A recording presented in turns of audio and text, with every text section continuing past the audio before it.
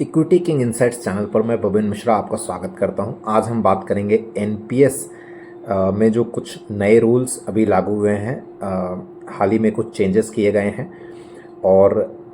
चाहे आप एक गवर्नमेंट एम्प्लॉय हैं या एक कॉरपोरेट एम्प्लॉय हैं या आपने इंडिविजुअली एनपीएस में इन्वेस्ट कर रखा है, सभी से जुड़े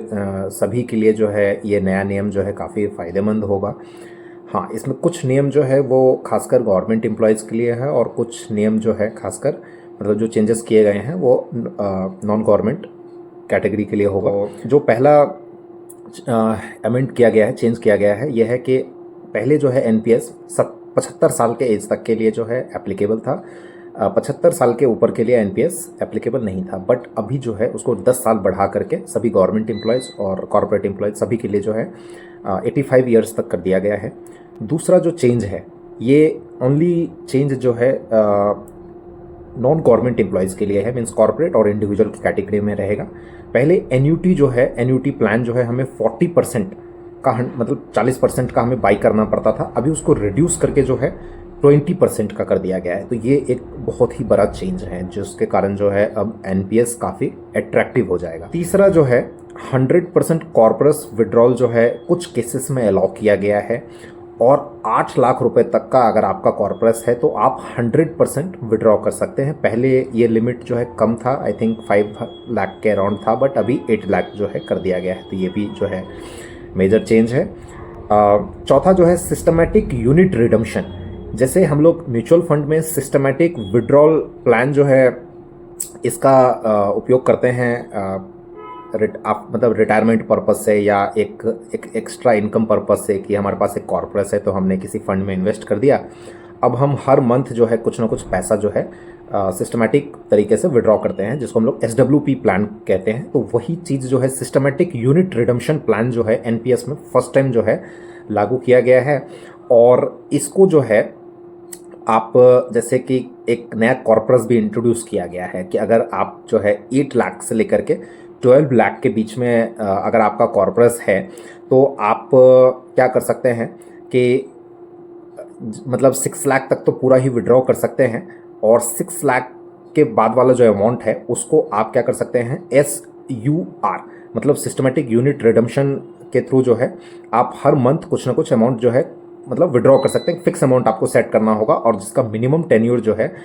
ये 6 साल जो है कंपलसरी होगा। तो आपको नोट इसमें ये करना है कि आपका अगर कॉर्पोरेट अगर 8 लाख टू 12 लाख होता है तो 6 लाख तक ही आप ओनली विड्रॉ कर पाएंगे, बाकी का अमाउंट आप चाहें तो SUR फैसिलिटी यूज़ कर सकते हैं। और अगर आप इसको थोड़ा ध्यान से समझेंगे तो आप ये पाएंगे कि इसमें भी जो है ना आपको 12 लाख जो है एक तरह से 100% विड्रॉ हो गया, मतलब आपको कोई एन्युटी में इन्वेस्ट करने की आवश्यकता नहीं पड़ेगी।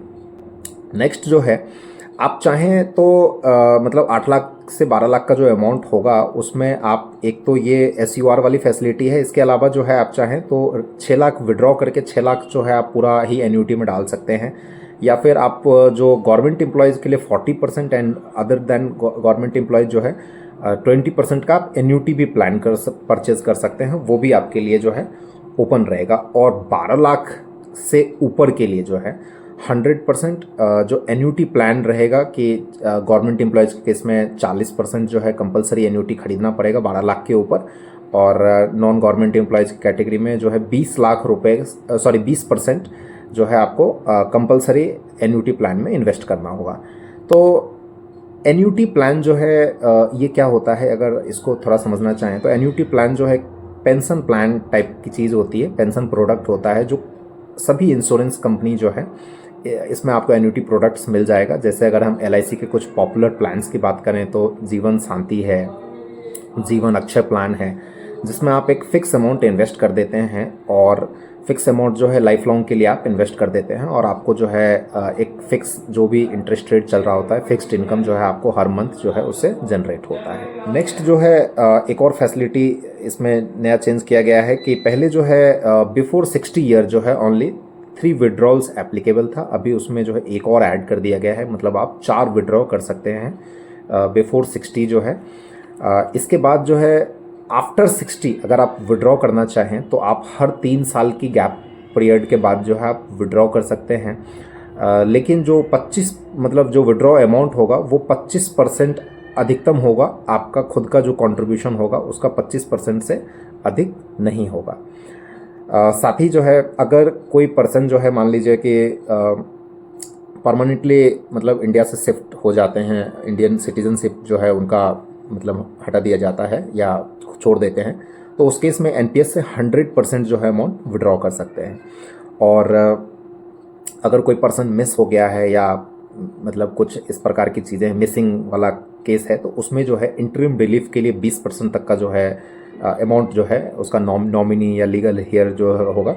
वो क्लेम कर सकता है, और बाकी जो है 80% सेटलमेंट जो है वो बाद में होगा। तो ये जो चेंजेस है, ये चेंजेस जो है मेजर डेवलपमेंट जो है माना जा रहा है। और एक चीज़ और मैं आपको बता दूं कि पहले क्या था कि जो ये मतलब 40% जो एन्यूटी में हम डाल सकते थे और बाकी का पैसा विड्रॉ कर सकते थे, ये चीज़ जो है एट द टाइम ऑफ मतलब at the age of 60 applicable था, लेकिन वहाँ पर भी जो है मेजर रिलीफ दिया गया है। अभी ये जो है ओनली 15 ईयर कर दिया गया है नॉन गवर्नमेंट एम्प्लॉयज़ के लिए खासकर जो है। तो अभी आप जो है आप चाहे गवर्नमेंट एम्प्लॉय हैं चाहे नॉन गवर्नमेंट एम्प्लॉय हैं, एनपीएस जो है अभी इस समय पर काफ़ी अट्रैक्टिव ऑप्शन जो है नज़र आ रहा है,